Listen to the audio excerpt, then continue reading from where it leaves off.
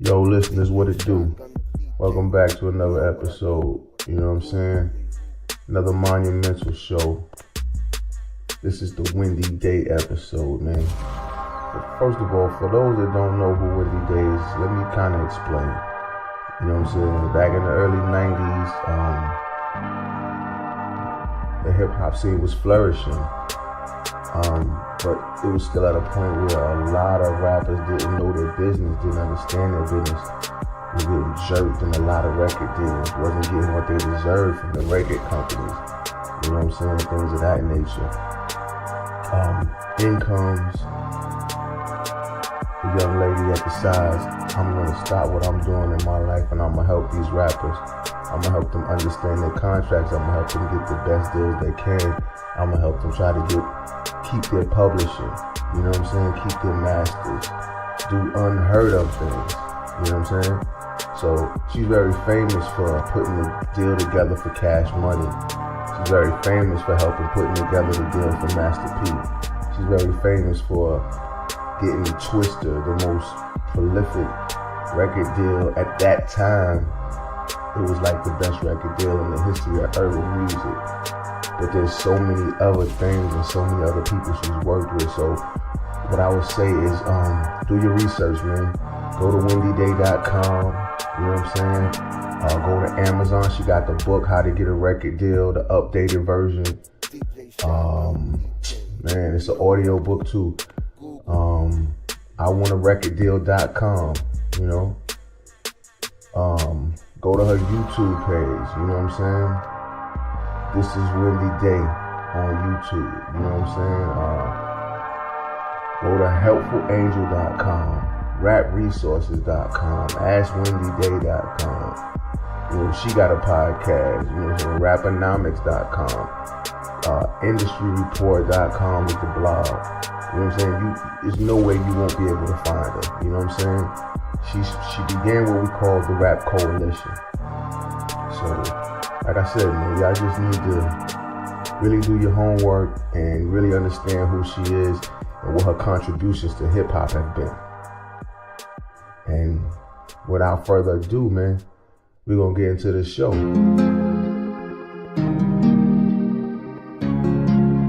Yeah. Brand new Lil Donald. It's called You Can Do Better. Look. Look at you thinking you couldn't live without him. Now look at you living. Look at you doing way better and all out of your feelings. Your head just came back and your ass is getting a little bigger. Girl, fuck that little nigga. Girl, fuck that little nigga. Cause you don't deserve that. Girl, you don't deserve that. Girl, you don't deserve that. And you can do better. You don't deserve that. Girl, you don't deserve that. Girl, you don't deserve that. Girl, you can do better. You fell in love with a fuck nigga. Now you feel like you can't trust niggas. You the one that would've stuck with him. No, you knew he was a fuck nigga. Why you let him do you like that? Why you let him do you like that? You leave once and be right back. Why you let him do you like that? You let him cheat on you. You let him beat on you. You scared to be single, huh? You need to leave home. He call you ugly names. Your mind ain't feeling the same. You going through bodily change. Girl, get back on your game. Friends try to tell you leave him, but you're feeling like you need him. He can cheat right in your face, and you still gon' believe him. Then a good man come along, and you push him away. You push him away. You gotta do better.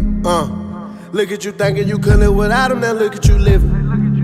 Look at you doing way better and all out of your feelings. Your head just came back and your ass is getting a little bigger. Girl, fuck that little nigga. Girl, fuck that little nigga. Cause you don't deserve that. Girl, you don't deserve that. Girl, you don't deserve that. And you can do better. You don't deserve that. Girl, you don't deserve that. Girl, you don't deserve that. Girl, you can do better. You deserve flowers on Tuesday. Not a single but the bouquet. I know you had a real long day. Let you pop open the Dulce. Not on Netflix and chill. Baby, that ain't what it is. Need a real boss in your corner. Help you pay some of them bills. I see the stress on your shoulders. Girl, let me take it all. You let them fuck niggas hurt you. Man, you won't fuck with a ball. I see the pain in your eye. You when I look at you. Know you tired of all these niggas. Baby, just hear me through. Got a PlayStation at home. I ain't finna play with you. Tell me what you want. Whatever you need, I do. I don't think you know your worth, baby. I can't sit back and watch you hurt, baby. Look at you thinking you could live without him. Now look at you living. Look at you doing way better and all out of your feelings. Yo, it just came back and your ass is getting a little bigger. Girl, fuck that little nigga. Girl, fuck that little nigga. Cause you don't deserve that. Girl, you don't deserve that. Girl, you don't deserve that. Girl, you can do better. You don't deserve that. Girl, you don't deserve that. Girl, you don't deserve that. Girl, you can do better. Yeah, that's Wendy Day's new artist, Lil Donald. Make sure you go to iTunes, search You Can Do Better. Ladies and gentlemen, may I have your attention? Lucid Network presents a Different Perspective podcast. You're now tuned in. Different, so don't compare me to another. I'm different, so don't compare me to another. Cause they can't hang, word to the mother. Wendy Day, how you doing? How you doing today, Wendy? I'm great, thank you. How are you? Good, I can't complain. So, Good. there... Well, good, you just choose not to, and I love that. Yeah, that's right. It's all about perspective. Yep, it's all about perspective. That's true. So I really don't know. I say this a lot when I begin my shows. Like I really don't know where to start. But with you, that's a true statement. Like, first of all, I'm gonna say this. I want to thank you. I know you don't remember me, but I'm talking about back. I did a record back in like '95 with an independent company, and that was pre-internet. No internet, none of that stuff, just magazines. And I'm not sure which one, but the Rap Coalition, I found you in a magazine. And I remember writing, back then you send information out in the mail.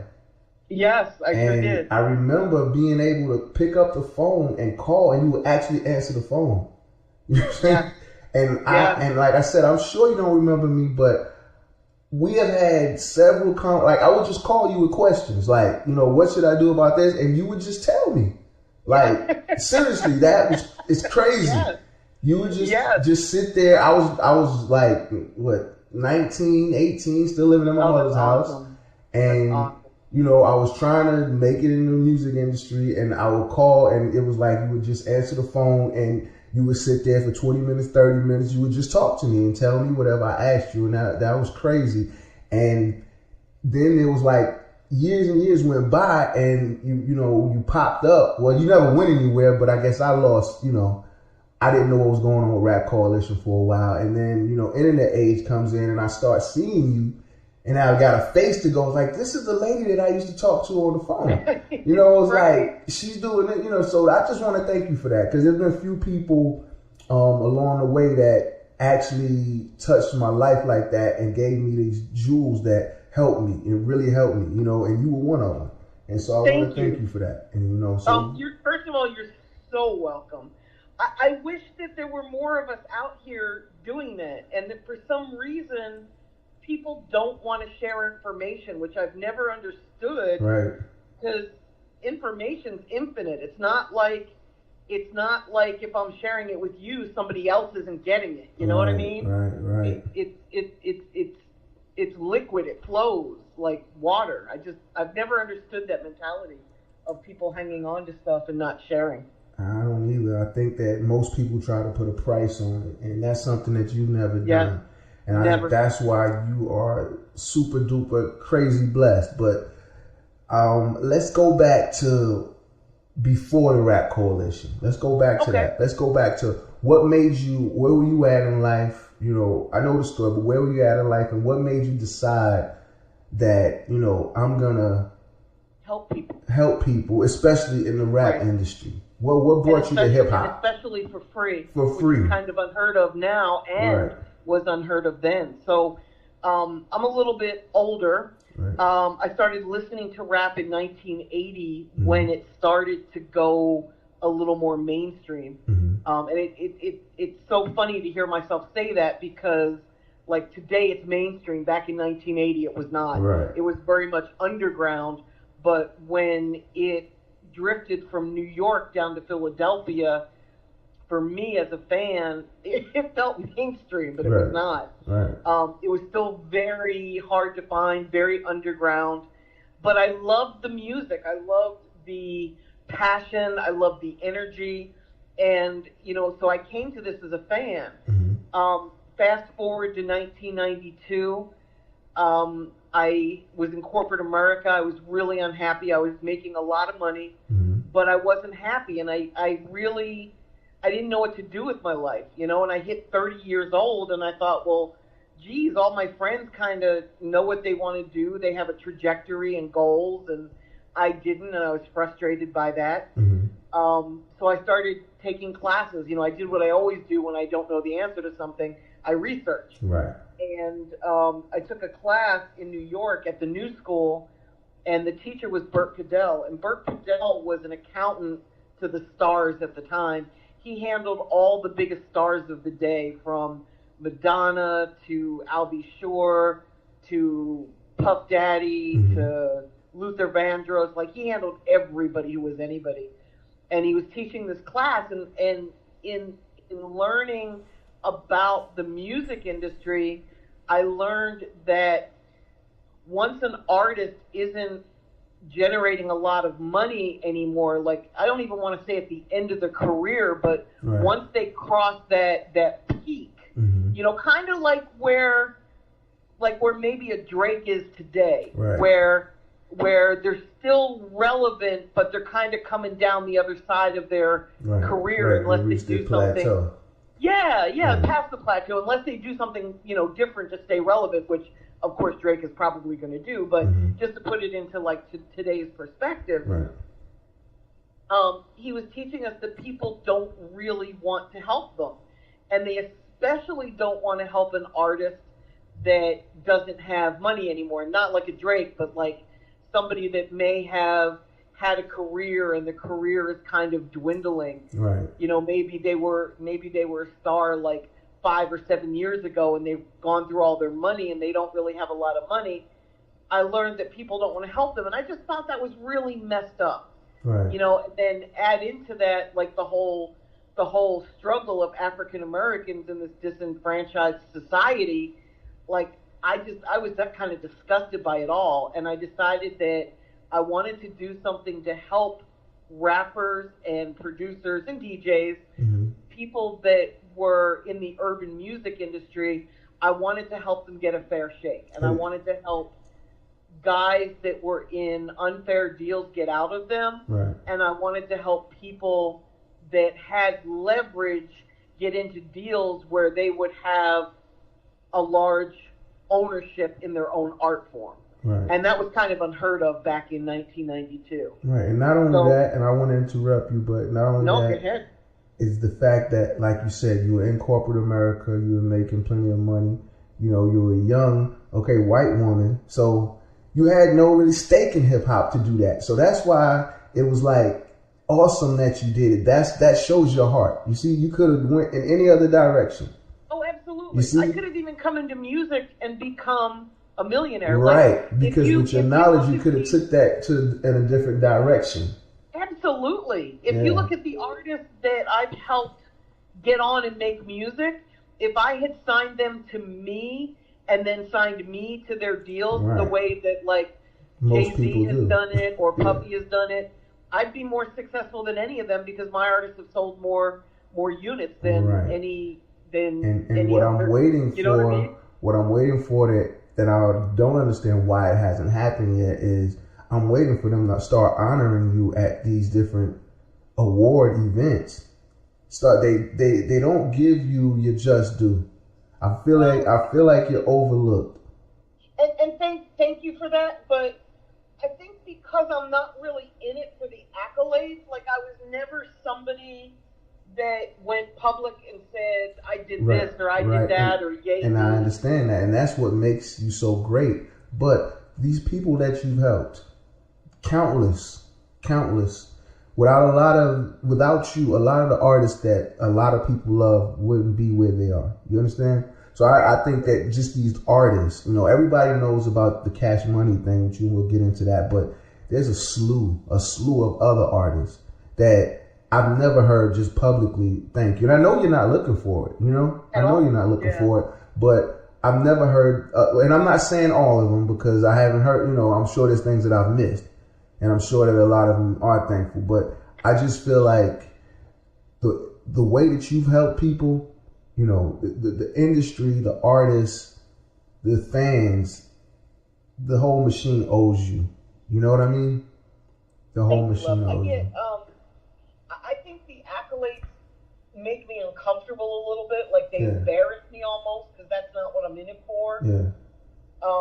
I have gotten awards. I have a section of my I'm embarrassed to say this of my garage where I store the plaques.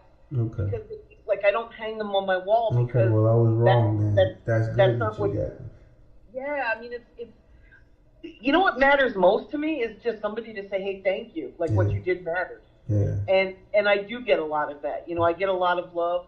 There are some artists that I've helped where they haven't ever, you know, they've never said thank you. They haven't mentioned it, but that's not why I was helping them. Right. So I don't really, like, I didn't even really notice it until you just mentioned it. You know, I have to like think about it. Yeah.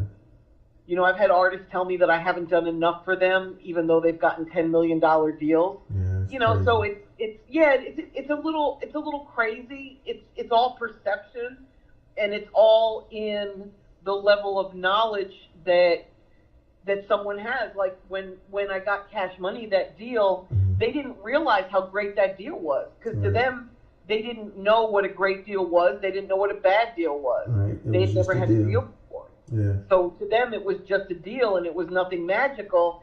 It wasn't until, you know, interview after interview after interview that they kept mentioning it to Baby, where he said to me, "Wow, maybe what you did for us was kind of special. Maybe it was good.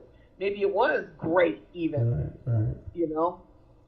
Wow. So you decided, you know, to create the Rap Coalition, and your board of advisors, your first member was Tupac, if I'm not mistaken, right? Yes, he was the one that talked me into having a board. Wow. So talk a little bit about your relationship with Pac. I mean, he was somebody that I didn't meet until he went to prison, actually. I had seen him around New York.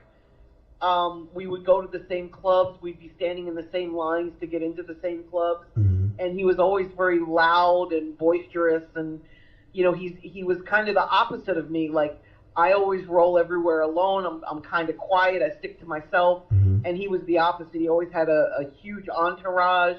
He was always the loudest. He was the center of attention. Right. And I really didn't like him. He was just somebody that was noisy and loud. I don't know how else to put it, you know? Yeah. And I kind of avoided him, you know, because I just didn't want to be around him. He was somebody that always kind of attracted negative attention. Right. You know, he was getting pressed for shooting cops in the ass in Atlanta, and, you know, just all sorts of like shit that wasn't helping hip hop move forward. Right. So he wasn't really somebody that I looked to or interacted with. And then when he got shot in New York, I realized that, you know, he's from the West Coast, so he was out in New York alone, and he needed help. And at that point in time, I had a relationship with the Nation of Islam, so I reached out to the Fruit of Islam, and I asked them if they could hold him down while he went to his final court appearance. So I'm gonna pause you right there again, because what I want to do throughout this interview, since it's not visual, I need to place pictures in people's minds, and I want to pause there because everybody knows the famous picture of Pac leaving the hospital with the Nation of, you know, the Fruit of Islam at his side. He's in that wheelchair. Yeah. So for my listeners, that picture, you just heard who made that connection for him. It was Wendy Day. It was a gentleman named Brother Arthur in New York who was very entrenched in the hip hop community and really just a great human being.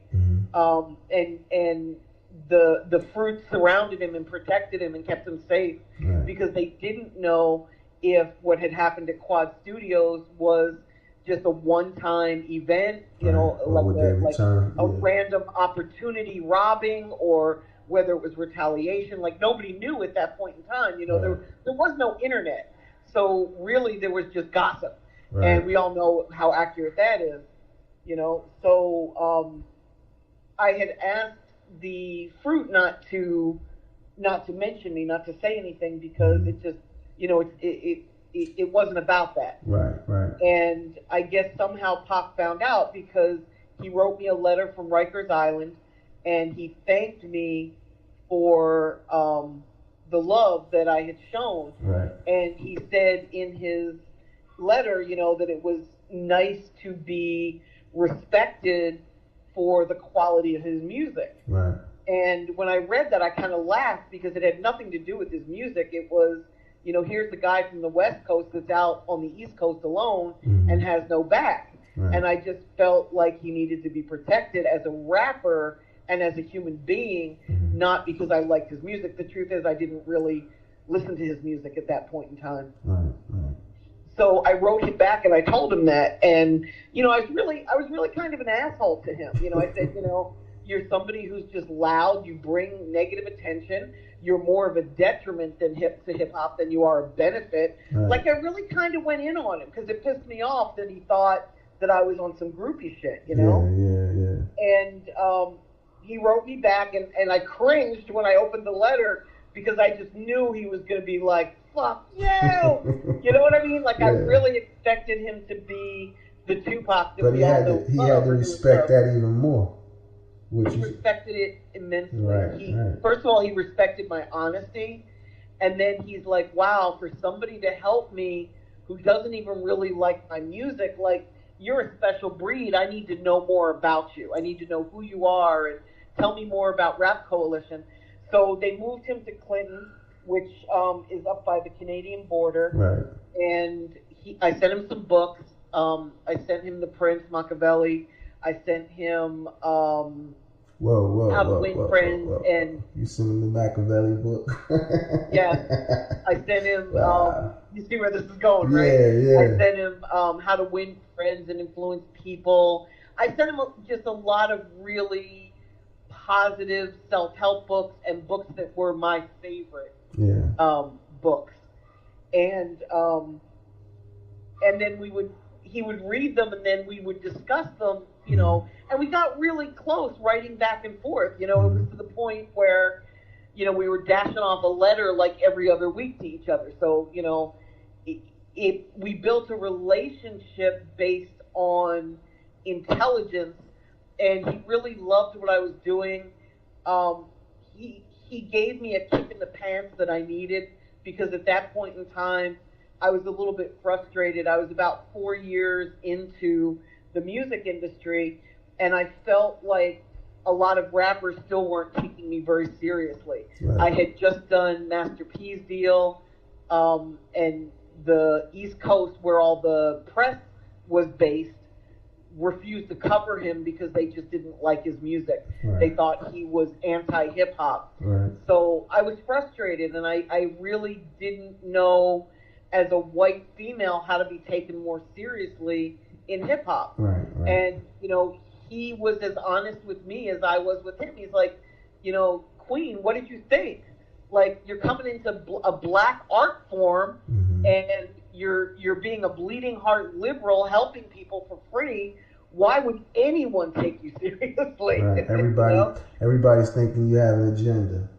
Everybody's thinking I had an agenda at that point in time, you know? And he's like, you're going to have to be co-signed, and you're going to have to charge people in order to get respect. And I have listened to him.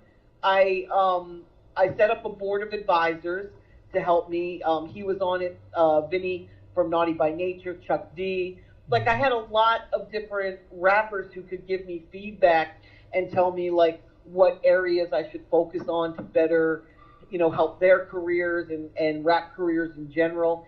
So it was really valuable insight that Pac gave me, that started a way for me to become even more helpful to artists. Because it was the established artists themselves telling me what they needed instead of just the new guys. And up till that point, that's what it was. It was like all new guys telling me, what their needs were.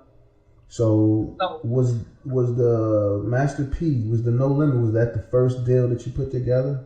Yes. Okay. I was part of the team. It wasn't my own deal. Okay. I was brought in by somebody that worked for Master P. Mm-hmm. He was a little bit concerned because the guy who was negotiating the deal at Priority was signed to Priority.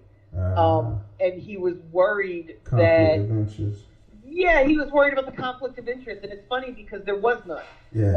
And of course, we didn't know that at the time, but that's why they brought me in to sort of backseat drive and bring in an attorney that was somebody that would look out for their interests and be on their side. Now, was that attorney that he had, that Master P, was that, I've heard that it was the attorney that was Michael Jackson's attorney as well? It was not. Okay. At least I don't think he was at that time. Okay. I had tried to bring him my attorney and the same attorneys that did the Cash Money deal with me 5 years later. Or 4 years later, but that attorney was really busy on what he was working on, and it's funny because even today he reminds me that he passed on doing Master P's deal.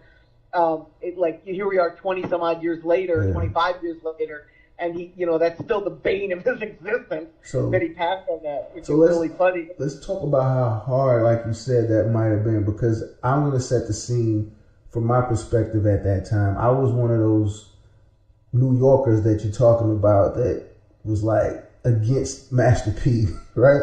Me too. I remember when he first hit, and now I'm mind you now, like you said, 20 years later, much more mature, and I understand, and he's a beast, business wise. So I love him. Exactly. But back then it was just hip hop, and I was like, this is not hip hop. What is this shit? And what is these beats with all these 16 count hi-hats on every beat? And, and I'm a producer. So at that time, you're looking at 99, 98 era, the South was making its presence felt. And for the first time, I think New York was starting to change and follow suit. And I was in the South though. I was in Alabama where I'm still at, but I was just leaving New York, and it was like, I would send back for mixtapes because, again, no internet, no going download a mixtape. I have to call somebody and like, yo, give me a mixtape, put it in the mail. You know what I'm saying? And I would get the mixtapes, the clues, the whoever, and the songs, the New York hip hop was starting to sound like the Southern hip. Things were changing, and I'm like, man, I got to the point where it's like, I'm gonna quit music. I don't even want to do beats no more. When Rough Riders came, we'll talk about you with them too. But with Swiss beats, I was like, what the hell are these beats? This is not New York shit. I was like, I'm not, And so I was a Master P hater. When they came with No Limit and they started dropping 5 albums a month, and then those pen and pixel album covers, I was like, what is this bullshit? You know what I'm saying? I hated it, man. You know what I'm saying? You know what's really funny? It reminds me of today almost. Right. The vitriol that people talk about Little Pump or XXXTentacion or Tekashi 6ix9ine. Yeah. It's like that same thing, and it's funny because I've been a fan of rap since 1980. Yeah. I've seen this happen so many times. I remember when Biggie and Jay-Z first started to come onto the scene. Right. I remember people like myself saying to our friends, oh my God, they're killing hip hop. They're bringing all this bottle popping, flashy, designer shit. Oh my God, they're killing it. And then they became like the new wave. Yep. And they became embraced. And I think that what it was with us being true hip hop heads, we were cautious about everything. I noticed that with myself, because I remember the same thing when Jay-Z first came. Now, not Trends of Culture, but after that, with the one when he was on the boat or whatever, like you said, popping the bottle. I'm like, yo, who is this dude? What is this mess? Right. And then when Biggie came, I'm not gonna lie. At first, now I love it, but at first, I was afraid of Juicy Fruit a little bit because I was like, this is a little, pop. You know what I'm saying? Very pop. And then sampling. Yeah. Right, and then I'm listening to his lyrics, and I never forget he had that kick in the dough, waving the fofo. I was like, niggas in New York don't say dough and fofo. What the hell? So I was kind of, taken back by it, but the more I got into it, I guess that's what happened. I accepted the wave, and it was a beautiful thing. And I think a lot of times that was what the problem was. I think with us, New Yorkers, we didn't want to accept change. We didn't want to accept something new. And so, like I said, as years went by, and I got over my hatred for Master P. I realized not only was he a beast with the business, he was ahead of his time. Dropping all like what they're doing today. He was constantly dropping content. Yeah. Every 6 weeks. Also, I realized, because again, like I said, I was in the South at this time, so I realized being here, I felt the struggle that they had. See, in New York growing up, I could go to Manhattan and hit the studio whenever I wanted. I used to go to a studio a lot in Harlem, Ready or Not Productions. I lived in the Bronx. I just get in the cab, go to the studio, record. When I want to shop my demo, I just get on the 2 train and go downtown, and I go to the record labels. You see what I'm saying? Exactly. They couldn't do that in Louisiana. They can't do that in Alabama. You see what I'm saying? Yeah. And in Atlanta is just a small city in Georgia. So you can't just do that just because you live in Georgia. So I had to figure out that struggle, and then it made a whole lot of sense to me of why these guys go so hard. So I always, say that I got my hip hop skills and everything from New York, but I got my hustle from the South, because I was down here now. It's like, okay, there's no studio at 100 miles of me. I'm in the country. You know what I'm saying? So I had to make a studio at my house. You see what I'm saying? And that started to make me realize then, okay, you don't have to spend all of this money on a studio. It starts opening up your eyes to a lot of, okay, they putting out this new equipment every month. They just making money on me, because it's not about that. You see what I'm saying? So I don't really get sidetracked, but I'm going to even take it a step further and add to that and say that in New York, studios were a business. Right. So you could record for $30 an hour or $20 an hour, and everybody kind of had a hustle in order to make money to get to the studio.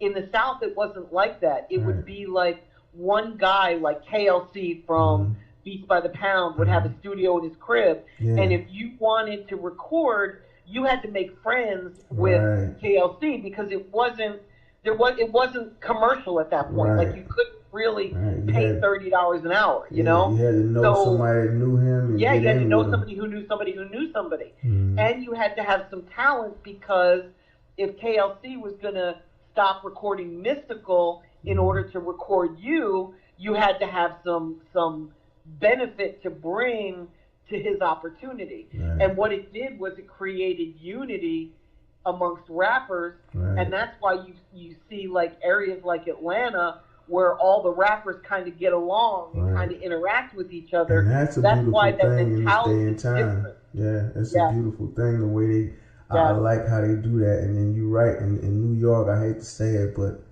it became about money. Yeah, it was commerce. It was, okay, let me go to the studio, and then you had your own session, so you weren't meeting other rappers. You weren't meeting, and you didn't want nobody in your session. That became the attitude. And you didn't want anybody there. Yeah, I'm doing this, and it became this all for self thing, and that kind of took them down through there. But going back to the Master P thing, like I said, that was your first day you put together. And you spoke about how hard was that, to finally convince them to do that deal, and how was that working where not at all so much content? It wasn't hard at all, because he had leverage. He had sold so many albums out of the trunk of his car and through a small distributor that they wanted him.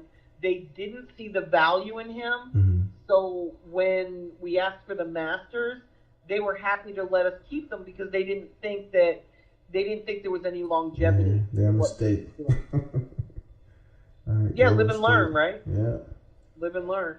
From there, I went on to work with artists in Chicago. I worked with Do or Die. I worked with Twista. That's where I learned how to put out music. I mean, I learned a little bit from P, but I wasn't part of his camp. I was kind of an outsider that they brought in to help them in case the guy that was negotiating the deal wasn't doing it right. And again, he really was, and that was E.A. Ski, by the way, E.A. Ski and his manager. Right. Yeah, and they were doing it right, and they were doing a great job, and they were being fair. There was no conflict of interest whatsoever. They were doing the right thing. So, little known fact about Twista. Well, not a little known fact, but a lot of people focus with you on the Cash Money deal, the $30 million. They focus with you on the Master P deal, but Twista, I remember back then, I don't know, it was a Source magazine. I don't even know if XXL was out yet. Source, Rap Pages, one or the other, but they was like, that was the best deal in the history. Yeah. So talk about that. At the time, I learned how to put out music with Do or Die. We put out a single called Po Pimp that eventually went platinum. Exactly. Yeah. It eventually went platinum and got them a deal at Rap-A-Lot. Mm-hmm. And I had been shopping their deal with the labels in New York when they signed to Rap-A-Lot. They just kind of went to Houston for a weekend and came home with a record deal. Mm-hmm. And it kind of killed what I was doing for them or trying to do for them. Yeah. But Twista was featured on that. Twista was featured on that song, so the labels just naturally switched to see what's Twista doing. So we put out a song called Emotions, mm-hmm. and then when they realized that Twista was involved with 2 hit singles in a row, which was very rare for a rapper. Very, very, very rare at the time for a rapper. So when he had two hit records in a row, they were like, okay, we want to switch from talking to you about Do or Die to talking to you about Twista. Okay. And then my attitude was, okay, rather than sign him to an artist deal, we'd rather you do a joint venture with him and let's split the profits 50-50. And that's what we did. Atlantic Records was inevitably the label that was willing to do that. Mm-hmm. We didn't have to give up any publishing, which was unheard of at that point in time.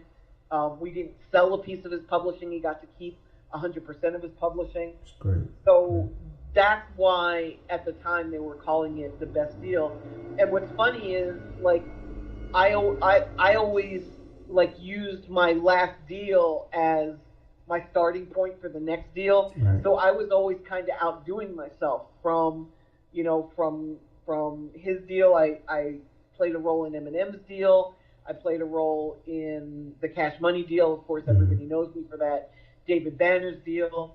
I was shopping, renegotiating for UGK. UGK, right? Yep, for UGK. And it's funny, I just talked to Barry Weiss this week. Barry Weiss was the president at the time, and we were laughing about it. Yes, yes. He runs a company called Records right now, which is a relatively new label. Mm-hmm. And we were laughing about the renegotiation back then. Mm-hmm. I was considerably younger and considerably more naive. There was a middleman in between that made things really difficult for us that we both hated. Right. And we talked about, what a scumbag he was, and it was just crazy. And we talked about how much, we miss Pimp C and what a great human being he and Bun B are. Like, we really got to have a great conversation. So what was your relationship like with Pimp C? I was going to get to that because he was on your board too. Yes, he absolutely was. He was a friend. He was somebody that, I don't really befriend rappers. Mm-hmm. But he was somebody that I call my friend. Mm-hmm. And he had some serious drug issues that he couldn't overcome. Mm-hmm. Sometimes they impacted our friendship negatively. Sometimes they didn't. Mm-hmm. In fact, when he passed away, he and I hadn't spoken since Labor Day. We had fallen out because he kept standing me up. Yeah. I flew into Houston to meet with him, and he's like, okay, I'm coming to see you. It was over Labor Day weekend. He said, I'm coming to see you. This was on Friday. He didn't show up. Then he called me Saturday. Oh, something came up. I'll come today. He didn't show up. Mm-hmm. Finally on Monday, excuse me. Finally on Monday, he excuse me. He called to blow me off again, mm-hmm. And I just went home, and I just never spoke to him again because I was frustrated. And he died in December. But, you know, I knew that he had drug issues. We argued about it. We fought about it. You know, I really wanted him to go to rehab and get some help. He didn't see it as something that was controlling his life. He didn't see it as negative. So he wasn't willing to do that. And it was a big source of contention because he would call me at like 3 in the morning and we'd stay on the phone till like 6:30 in the morning just talking. And I couldn't do that every night because I was running a business. So I couldn't stay on the phone with him till 6:30 in the morning and then get up at 8:30 and run rap coalition. You know, it wasn't realistic. And we used to argue a lot about that. When he passed away, I was a little bit sad. But as I talked to other people, I realized that was Pimp C's personality. He was somebody that would fall out with people and then get back in with them and then fall out and then get back in. And I didn't really understand that mentality because, like, that's not me. I'm not a confrontational person. I'm not, you know, I'm very loyal. So once I'm with you, I'm with you. You know, I'm not somebody that falls out and gets back and falls out and gets back. So that was all very foreign to me until, you know, I got to talk to other people in his life that were like, oh, yeah, we did that all the time. And I realized that was how was just he his had way. relationships. It was just who he was, you know. So this is what I want to ask you because there's so many questions. There's less artists that you haven't touched their careers than there is artists that you have. So I'm going to say, because I know you do a lot of interviews, and I want you to talk about the questions or the things that nobody asks you about that you'd like people to know. I know that you're not. I love that. You know, there's two things that just sprang to mind without even thinking. Like, my reaction is, you know, nobody ever asks me about David Banner's deal. And I think David Banner's deal, I did that in 2003 with my lawyer, Jay Quattrini. And remember, Penalty? I'm sorry? Was that Penalty Records? No, he was signed to Penalty in 2000. Okay. And we got him released from Penalty and Tommy Boy because they didn't really know how to work him best or work Southern rap at that point in time. So talk about it. I'm sorry. Yeah, this is the Universal deal. Okay. And remember how I said, like, with Pimp C, like, I didn't really befriend rappers, but David Banner was my friend. He was somebody that showed up on my doorstep in New York, homeless, with no place to live. Right. You know, so I took him in, and he slept on my sofa for 6 months. Right. You know, he was somebody that was like a brother to me, you know. Right. And in his deal, like, it was a little harder to do because I had a friendship with him. You know, with Cash Money, we weren't friends. So it was just a business relation. With Banner, he was somebody that I broke bread with, and excuse me, and somebody that I was friendly with and really cared about, you know. And I knew his mom, I knew his girlfriends, I knew, you know, like, I was in his life. Right. And it was a little bit more challenging to work with somebody when they're your friend than when there's a distance between you and it becomes more, you know, more business and less emotional. But with Banner, because he felt like he had been burned by labels before, when we did the deal with SRC, which was part of Universal, we made sure that they had to put out 2 albums. We didn't just do a deal for 1 album and then 4 options like most artists do. Right. We knew going in that he was going to get the first release, and then his second release was guaranteed as long as the first release did like 200 and some odd thousand in sales, which it did. We also got him the right to put out mixtapes through a distributor, not a major distributor, but like an independent distributor, like a Selecto hit, right, while he was signed to Universal. Wow. And nobody had ever done that. I'm about to say that's unheard of.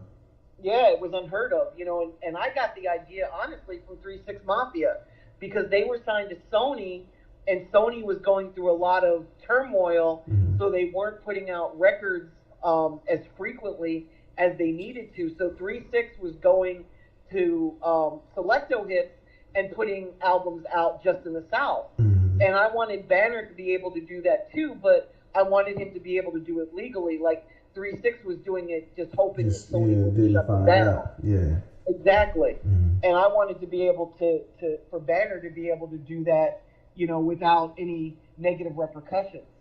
So to me, that was even better than the Universal deal for Cash Money, because it gave him true ownership and true freedom, you know? That's right. And nobody ever asks me about that. Well, I'm glad, because I didn't know about that either. I know that you know, worked with him. I heard the story of him staying with you, you know, for a period of time, but yeah, I didn't know about the inner workings of that deal. Yeah. You know, it's funny because when we did that deal, it came out on All Hip Hop that it was a $10 million deal, and it was, you know, back then, people didn't add the value of all 5 releases together in order to say what a deal was. And it came from a conversation that I had with Grouchy Greg that he misunderstood, or maybe I misunderstood, maybe it wasn't even him, but he printed it, and, you know, Banner got upset and Steve Rifkin got upset, like, yo, why are you putting out there what the deal terms were? And I'm like, man, it was a mistake. It shouldn't have happened. It's not even, you know, phrased correctly. It made it look like you got a $10 million advance, which, you know, those of us in the industry know that's nuts, and they would know that something wasn't right about that, but people who didn't know wouldn't know. So there were other artists that were signed to Universal that were like, yo, why did he get $10 million and I didn't? And it created a problem for Universal, for Rifkin, for Banner, and then of course for me, because they were coming at me like, Wendy, what the fuck? So I stopped talking about Banner's deal. Like I didn't want to rekindle that. Like I didn't want to make shit worse, you know?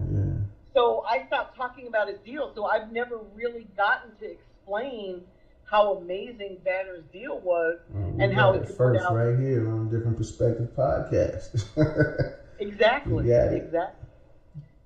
And then I think the other thing that came to mind is something that I'm working right now, and I have to give you a little bit of a backstory. Here in Atlanta, up until last year, for like 3 years, I was working with an artist called Trouble from Duct Tape.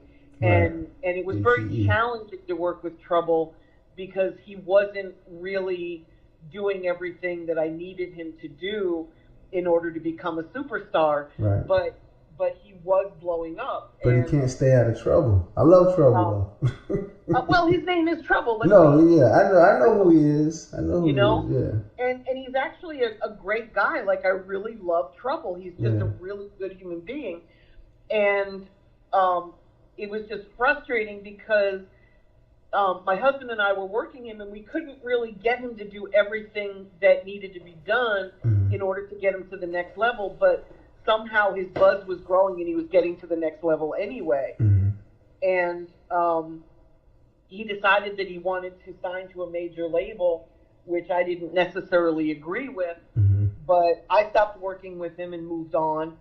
But I had a little bit of frustration because when he signed to Interscope, he brought on a new manager that was bumping heads with Interscope. And, you know, it's been very difficult for them to have success in the music business. So, you know, it's very frustrating for me as someone that helped build him to a point of success. And he was at a point where, you know, he was making either almost $1 million or a little over $1 million independently.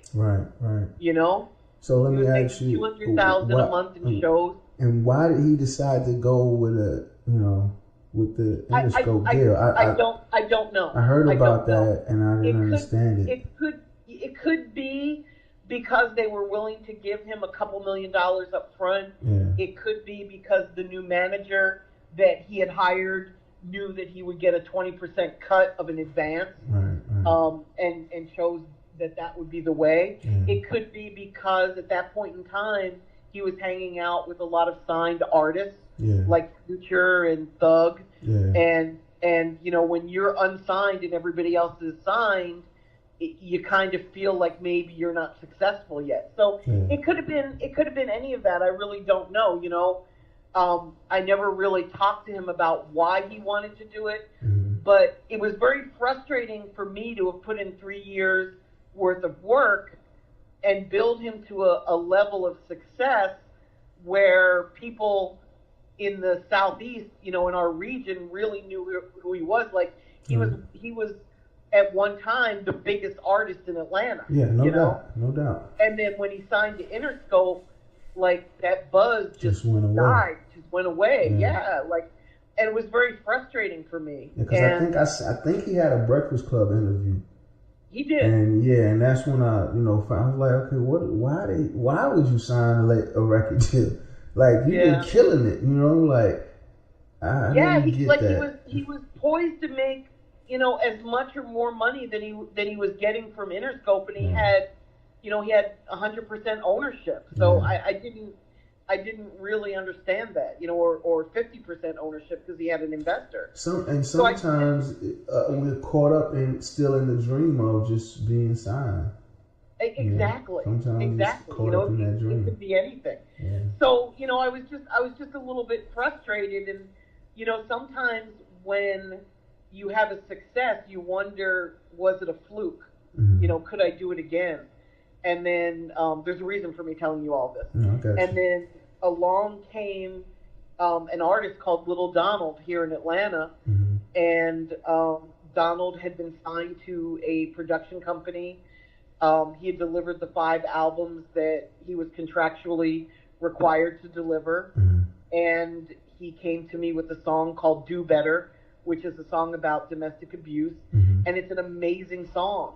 And he had been testing it, you know, independently, and he was telling me that he wanted to stay independent, and he was showing me the stats, you know, from his Instagram account, his YouTube, not the video, but he put the song on YouTube to test it, and I watched it increasing, and I'm like, dude, like, I think you might have a hit record here. I think we should really test it. I think, you know, let's go to radio. Let's go see what you have and see if it's something worthy of getting an investor so that you can stay independent. And he really sees the vision, like it's his vision. Right. You know, like what we were discussing was exactly what was in his mind and what he wanted to do. And now that song is at 650 spins a week in its 7th week at radio, which is kind of amazing for an independent. Yeah. And it just, you know, for me on the career side, like the personal side of what Wendy Day does, it's like, okay, this is great because it shows me that I can do it again after trouble, and I am able to create another success with an artist that has the right mindset. I don't know why you would ever doubt that. You'll be able to do this. You know, it's human nature. Yeah. You know, in the music industry, you're only as good as your last success. Right. And you know, there was just part of me that wondered, like, can I do this again? Like, you know, am I able to pull this out? What's Lil Donald's information on social media so that my listeners can go and stream and keep that going for you? It's at I am Little Donald. Oh, actually, no, it's at Little Donald now. We changed it on Instagram. Okay. We were able to get at Little Donald for him. The song is called Do Better. It's a very positive song. Okay. It talks about, he created it for one of his friends who was getting beat by her boyfriend. Okay. And he just didn't understand why she was staying in that relationship. So he made Do Better, you know, for her and for all of the women that, you know, are being abused domestically. Cool. It's a great song. Yeah, I'm going to check that out at Little Donald.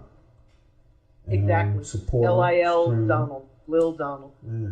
So let me ask you this: how do you manage to? Because like I said, I first came in contact with you in '94 and '95, one or the other. So we're now in 2018. You know, how do you manage to stay ahead of the curve and stay? Because the music business is constantly changing, and we're at a point now. Like I said, I'm a producer, so what I'm looking at is right now the streaming has changed the game. I want to ask you this. This is a conversation that me and my peers have, and I think nobody will be able to answer this question better than you.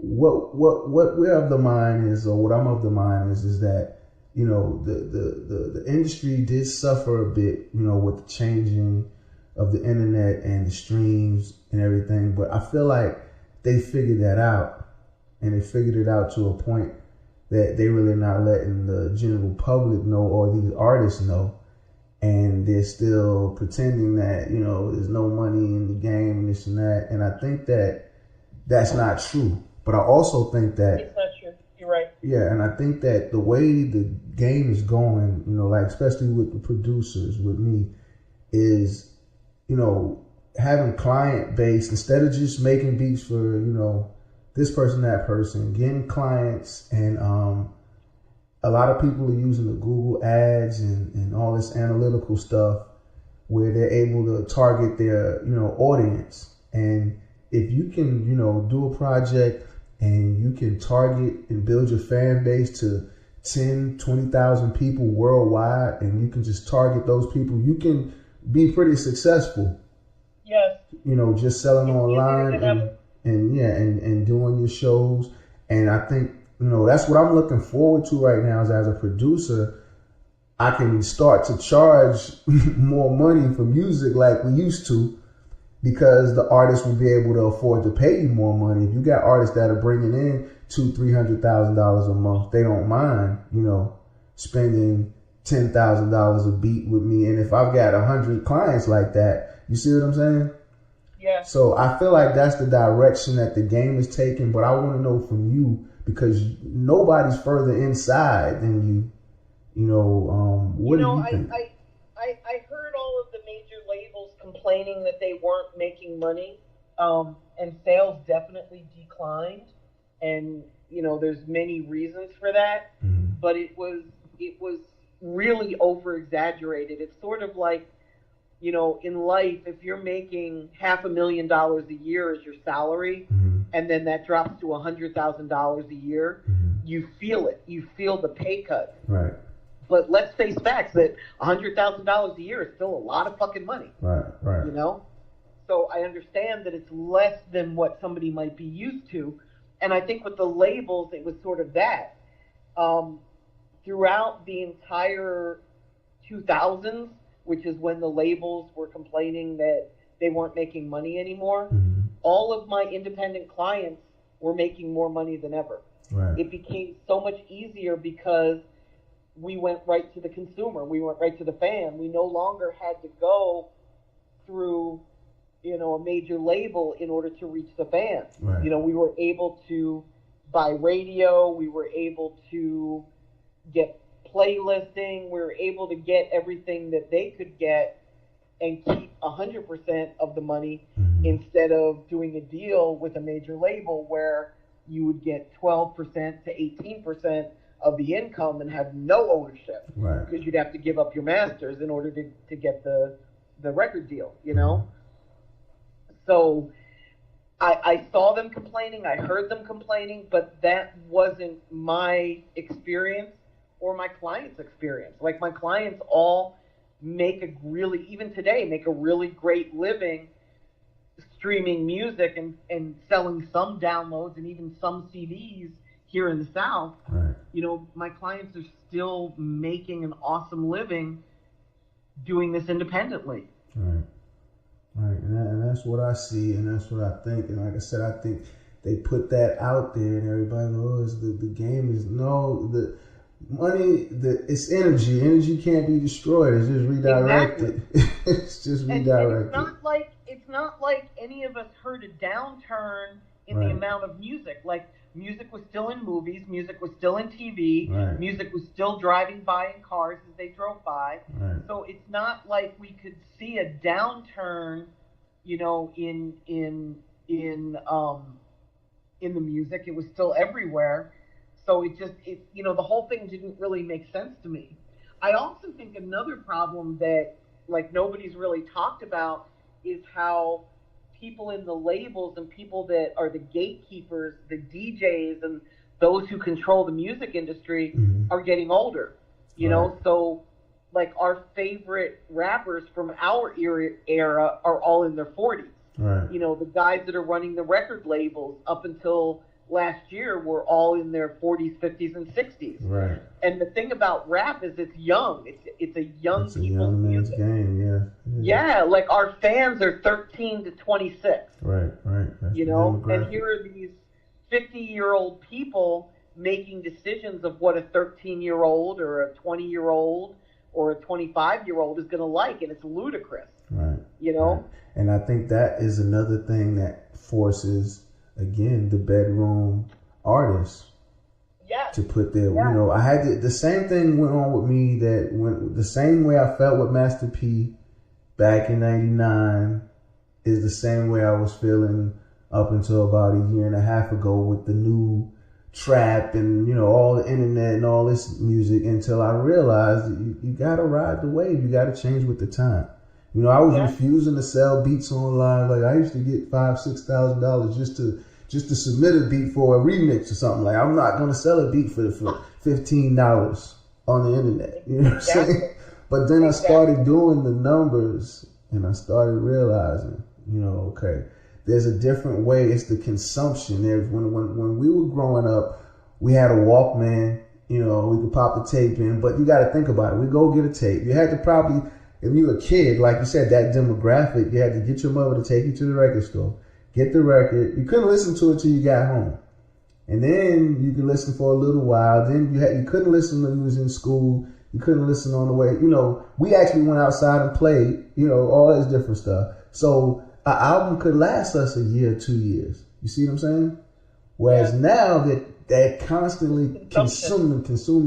So a song might last in 3 or 4 days. They need more. Right. Know? Plus there's more artists to choose from. Right. You know, when we were coming up, you know, we might, if we bought every album that dropped on a Tuesday. That's right. Yeah, we would spend $300. So that was like maybe, what is that, like 30, 15 albums? Yeah. Whereas today, like if I look at what drops on a Friday, it takes up a whole page. Right. And that's just the stuff that reports that they're dropping. That doesn't include all the smaller artists that don't conform to industry standards and just put their music up. Yeah. You know, so I have over 30,000 songs in my in Spotify on my playlist to listen to, and then there's new stuff coming every day. Constantly, so, yeah. When I look in the record pool every week, there's hundreds of new songs, and I'm like, okay, how did I even get a chance to go through this crap? To, you know, don't. It becomes hit or miss now. You know, and we don't all gather at the water cooler at work and talk about the new Kanye album or the new Pusha T album or whatever. In order to stand out, artists have to kind of do that for themselves on social media. You know, they've got to have some sort of trolling that they do in order to stand out, to make us go, oh, wow, Kanye has a new album out. Oh, what, Pusha T is beefing with Drake. He must have a new album out. Like, they have to have events now in order to get us to tune in.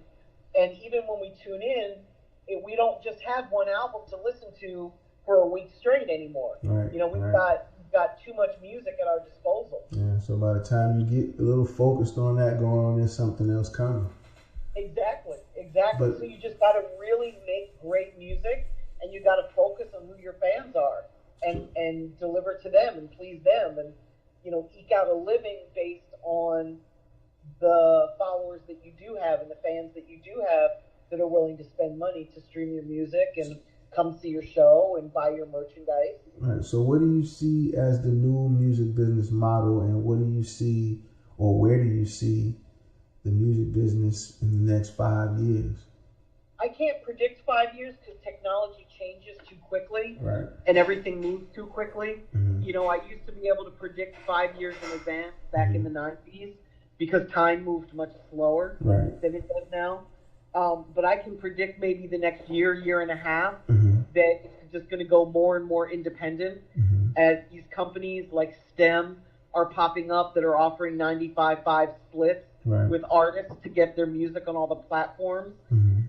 They just make it more financially feasible as companies like Cobalt, which is AWOL, Right. are willing to start funding artists. You know, I'm starting an incubator to help fund artists. There's going to be more people that are willing to help artists, whether it's sponsors like brands that are willing to sponsor like Samsung or Mhm. Red Bull or Sprite, Mhm. you know, or corporations that are just willing to help artists, you know, with the know-how and with funding, Mhm. because that's really all the artists need today is they need to have their great music. They need to have an incredible drive and hustle in order to win. They've got to outwork everybody else, right? Mhm. So really the only thing they're missing is the know-how and the money to market and promote. So as more and more people are stepping up to give them the know-how and to give them the funding to promote, it's getting more and more competitive amongst those companies to not only fund them, but fund them properly and let them keep their ownership, or Right. as much of their ownership as possible. And that's why you see companies like AWOL and Empire, and even TuneCore and DistroKid Right. to a certain, to a certain point, getting stronger and stronger because they're offering a new business model Right. that makes financial sense to the savvy artist. And it does. And I use TuneCore and I use CD Baby as well. And, Yep, CD Baby is another one yeah. that will really give you the know-how. There's Yeah. just a lot of resources now for artists who want to do it themselves. Right. There's a lot of conferences out there. CD Baby is a great example. Every August in Nashville, they do the DIY conference. I think it's $99 Mhm. to attend. So get you an Airbnb Yeah. in Nashville and learn how to do this properly and interact And let me with ask you people this. that are doing this successfully. Let me ask you this, because Sure. in our era, not to date us, but there were, we had the conferences. I stayed in conferences. Every time there was a conference, I was there. And I don't hear a lot of artists talking about conferences these days. I'm in the There podcast, really aren't so any. I hear. think Go ahead. I was going to say last year I only went to 3. Mm-hmm. I missed Revolt, so there's 4 that I know of in urban music, and that's kind of nothing. Yeah. And that's one of the things that I'm talking with a group of my friends about doing is starting an online conference for people that want to learn and want to be educated. Yeah. I've been trying to build a website called Slaves No More Mhm. for 10 years, and I just haven't had the time or the proper funding to build it out properly. But that's something that I'm talking to like my inner circle about, let's all come together and do this so that we can get some education online. Mhm. Spotify just started like a little mini education thing for artists on their site so that they can learn how the music business works. So it's coming. It's a little slower Yeah. than I'd like, and everything changes so quickly that really, if you're going to educate artists, it needs to be your primary job so Right. that you can stay on top of it Right. and change as quickly as the tactics change and as the industry changes Right. and as fans change. But it's coming.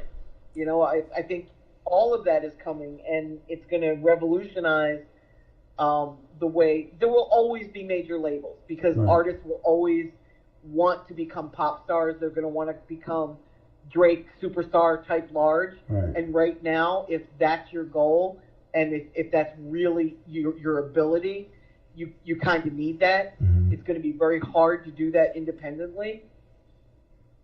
But if you just But want to make a good you can, living, if you just want to spread your music and make money and become a star, you can absolutely do that independently. Okay, so let me ask you this as well. Where's your heart at today? I know that you spoke about Little Donald and you sound Yep. very passionate about that, but where's your heart today? It hasn't changed at all. It's still, I want to help artists make money with their music. The way that artists do that has changed. So I'm building an incubator to help artists with their know-how and with their funding. And that should probably start in the beginning of 2019. Okay. I'm trying to build out the educational platform with some friends so that we can educate artists. So I'm really doing all of the same types of things that I was doing in 1992 when I started this, but I'm just doing it in like in a 21st century way or a 22nd century way even. You know, like we're trying to be on the cutting edge and lead instead of reacting and following. So what's a day in it's ironic Wendy Day. What's a day in your life? There are no 2 days the same. Like every day is different. Today I woke up and I pulled up Mediabase and I looked at what Donald's doing at radio to make sure that we're growing. And we grew from 550 spins a week to 650 spins a week, in the past week. So I looked at Mediabase, I looked at BDS, I reported back to the team. I reached out to the lawyers and had a conversation with them because the production company that Donald was signed to still thinks they have some ownership in this song, even though he's completed his contract. And I get that. I get that they'd be frustrated that a single would come when he's out of his deal. I totally get that. So let me ask you to point out something too, because a lot of artists, and I heard you address this before, and a lot of artists don't understand this. When you say that, an artist has, say, a 5-album deal, and they fulfill their contract by submitting those 5 albums. But I heard you address before little known fact outside industry that just because you submit that last album doesn't mean you're out of your contract, right? Right. There's a period of working the record. There's the period of them having to account to you. It's a very gray area. I just wanted you to touch on that because a lot of people have that misconception. I've even run into people that have deals and like, well, I'm just trying to hurry up and do these songs so I can, turn this in and I'll be done with them. And I'm like, yeah, it's not that easy. Yeah, it's not that easy. Yep, it's not that easy. Now, here's another question. Like, I have a publishing deal. Well, I have a couple of publishing deals. What is your take on those? Like, one of my publishing deals is, and this is for TV and film, production, as far as just doing music, for reality shows and stuff like that. And what is your take on those publishing deals where they're like 50-50 and, a lot of artists. I'm not a big fan of publishing deals, so I gotta state that up front. The thing about publishing deals is they'll give you an advance, and that advance entitles them. They don't even give you advances for these deals anymore. Oh, see, that's fucked up. They don't even give you advances. Yeah.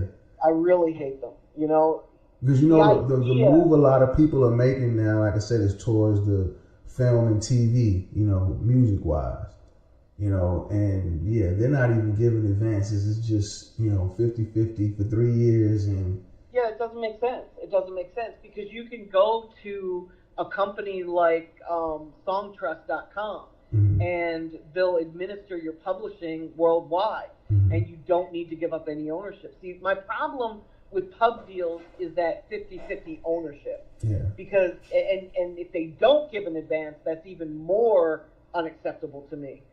But the thinking behind a pub deal is they advance you, say, $300,000 or, whatever figure your leverage can negotiate for you to get, but they'll advance you money on purchasing 50% of your publishing for perpetuity, which means they get half of all the income from that music for life.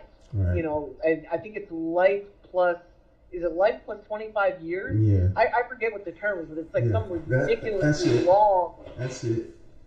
And I have a problem with that. I have a problem with anybody giving up the ownership, because you know that money is going to be gone, in a couple of months, and then you're going to be sitting there only owning half of your publishing for the rest of your, career, life, and then part of your children's lives. Yeah. Yeah, and that, publishing is where the money's at. So it's almost like, to me, it's like trickery. It's like they're betting that you're going to win, and they're willing to put up money in order to get an ownership, and you're betting against yourself. Like, oh, my publishing's not going to be worth $300,000, so let me go ahead and grab this quick check. Yeah.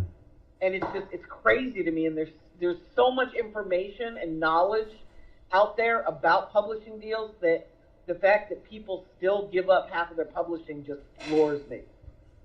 Yeah, no, I made that mistake, and I'm heartbroken. I'm sorry. I shouldn't have. I'm so sorry. But you live and you learn. But for those of you listening, please don't give up your publishing. Don't sell it. Don't give it up. You can get it they're called publishing administration deals, and you pay somebody between 10 and 15% of the income from your publishing to go and collect all your money. So it's not necessarily costing you anything up front. They're getting paid on the back end, but they go and collect it for you and then bring you the money. And that, to me, is the ideal type of publishing deal. Exactly. Like I said, I just wanted you to address that, because I think, like you said, in this day and age, there's information all over the internet about this. There are people doing tutorials on their little YouTube channels, but a lot of times people still make those mistakes. There's even movies like The 5 Heartbeats, and there's the behind the scenes. Like, anybody that's seen the behind the scenes on TLC knows not to give up their publishing. There's enough information out there today that you don't have to make the same mistakes that our generation made. Yeah. And see, they've just found new and really not smarter, but what seems to be smarter tactics to lower, And like I said, I'm speaking on that from a producer standpoint, because what they're doing now is, before you even, have a name or have anything, that's how they're approaching it, is you give me half of your publishing and I have the leverage to put you, in such and such a position, And exactly. I said, And they tell you they're going to help you place your music, but they never do. Right. They tell you that they're going to shop your beats to Drake and Ed Sheeran and all these other famous people, and they don't. Yeah. Really what they do is they sit back and they collect your money for you like an administrator, but instead of paying you, the 90% of the money that they should, they collect 50%. Yeah. And some deals even have like an extra 10% in there, saying that, okay, we're going to charge you a 10% administration fee to collect both of our money. Right. So it's really a 60-40 split. Right. It's like, you've got to be kidding me. Like, that's just crazy. Yeah, they do. I hate publishing deals.